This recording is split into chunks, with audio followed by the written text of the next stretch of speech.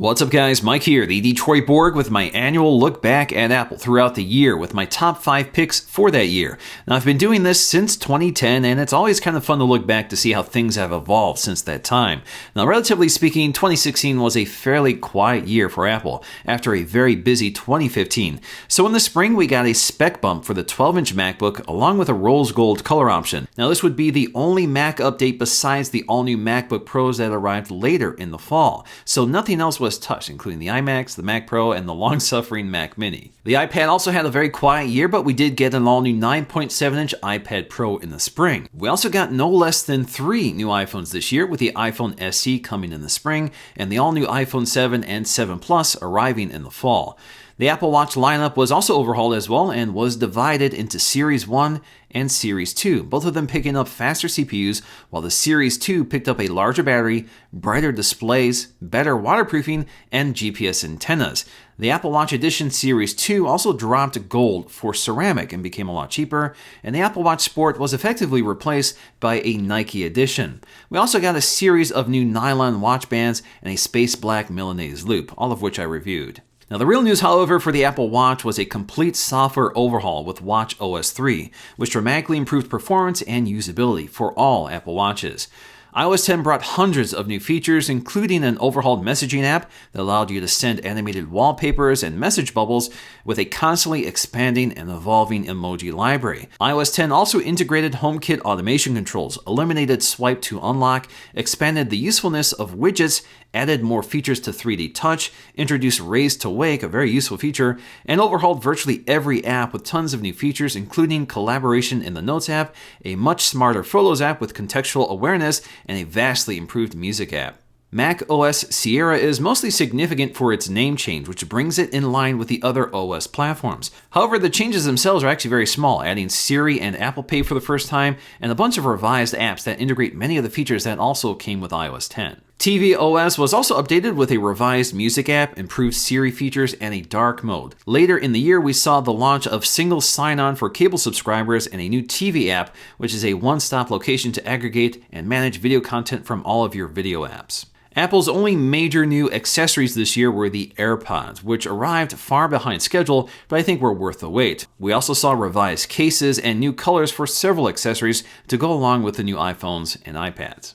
And perhaps the most unexpected Apple products of the year is Designed by Apple in California, a photographic history of Apple over the past 20 years. Although welcomed by many fans, and indeed it's a very nicely made book, it was widely ridiculed as uncharacteristically retrospective for the company. Now, beyond the natural succession of new iPhones, iPads, and Macs, Apple also discontinued several aging products, including the Thunderbolt display, 11-inch MacBook Air, the MacBook Pro with an optical drive, which was very old, and the 3rd generation Apple TV, in addition to the long-forgotten Apple battery charger. So getting into my list, for number 5, I'm going with the iPhone SE. This is Apple's surprise commitment to the small 4-inch screen form factor, which has proven to be very popular. But essentially, this is a spec upgrade of the iPhone 5S, which brought it up to speed with the iPhone 6S thanks to the A9 CPU. This is also the first time that the cheapest iPhone was just as powerful as the most expensive iPhone. This also makes it the most powerful phone of its size and very unique in the market. We also get a new 12-megapixel camera with 4K video recording, which brings it up to speed, again, with the most expensive iPhone 6S until the iPhone 7 Plus came out. Although the design is unchanged, we did get a rose gold color option, but we did lose the polished chamfers. The SE still remains one of my favorite phone designs, although it's far too small for me now that I'm used to larger phones. However, with most of the same capabilities as the larger and more expensive iPhones, this is a tiny powerhouse with excellent battery life that proves that not everybody wants a large phone when a small phone can be just as capable. Moving on to number 4, the only new iPad this year was the 9.7-inch iPad Pro, which is Apple's most powerful and feature-packed iPad yet. It really is more than just a shrunken down version of the 12.9-inch iPad Pro, picking up improved specs and features in virtually all areas. It was the first iOS device this year to get a P3 display and currently the only iPad to feature this brighter and more colorful panel. It also picked up the same 5-megapixel FaceTime HD camera and 12-megapixel 4K iSight camera from the iPhones, along with the first LED flash on an iPad. It's also the first iPad and currently the only iPad to get the rose gold color option with a revised antenna design that reduced the RF transparent plastic on the back to just a thin strip, similar to an iPhone. But just like the bigger iPad Pro, we have support for the Apple Pencil, along with those incredible quad stereo speakers, which automatically reorientate the sound depending on how you're holding the iPad. We also got a keyboard accessory to match the size of the smaller iPad Pro, which works surprisingly well for its small size, and once again it connects to the smart connector along the side of the iPad Pro. Although I seldom use an iPad, this is the one I always grab, and it remains the clear spec leader among all the iPads this year. For number 3, I've chosen Apple's AirPods, which solve a significant problem with wireless headphones by making them extremely simple to pair and to charge. Although if you're not a fan of wired earpods, you likely won't find the AirPods much better, although they do sound a bit better than the wired headphones. Now, the AirPods are essentially wireless earpods with built-in batteries and Bluetooth radios. There are infrared sensors on the earpieces which detect when the AirPods are in your ears and automatically pause or resume playback when you take them in or out.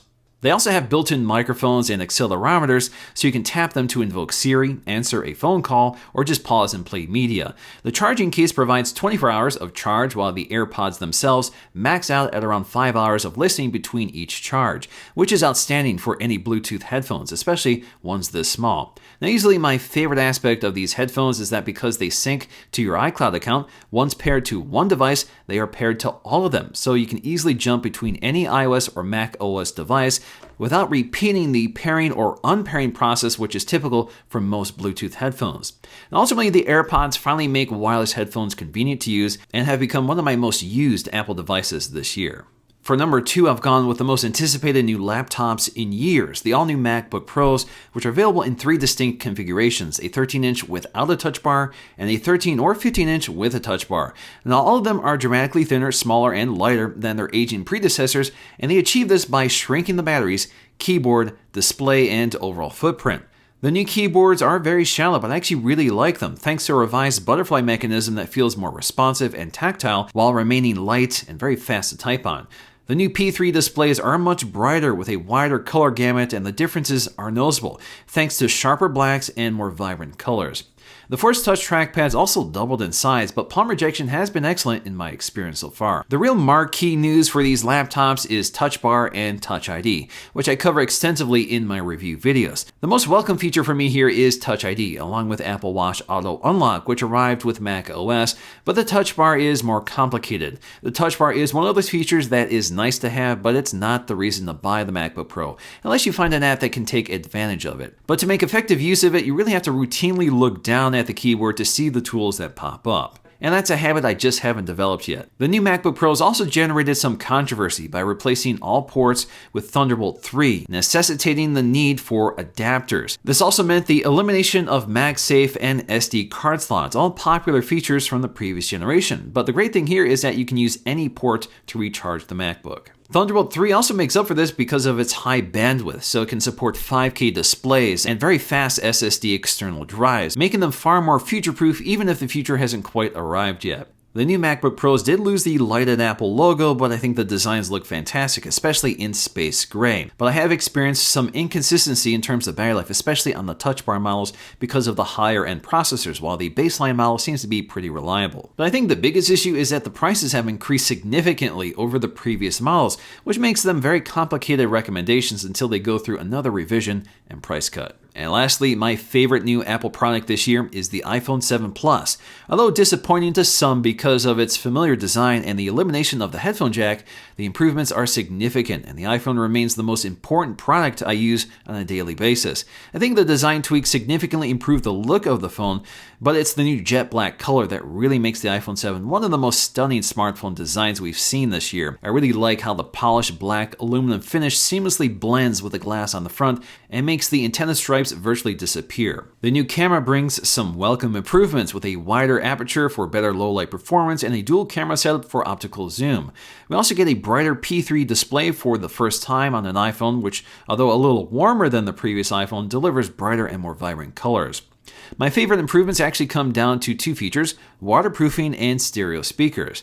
The stereo speakers makes the iPhone one of the best sounding smartphones on the market, and waterproofing makes the phone that much more durable. And as always, the new A10 chip makes the iPhone the most powerful smartphone by miles while maintaining some of the best battery life. So once again, the iPhone tops my list because it remains Apple's most polished and important product. Alrighty guys, hope you enjoyed this recap of Apple in 2016. Of course, I have individual videos on all these products and all the accessories, so if you guys want to check those out, I'll leave them linked in the description below. And if you like this video, please give it a thumbs up to let me know, and Happy New Year.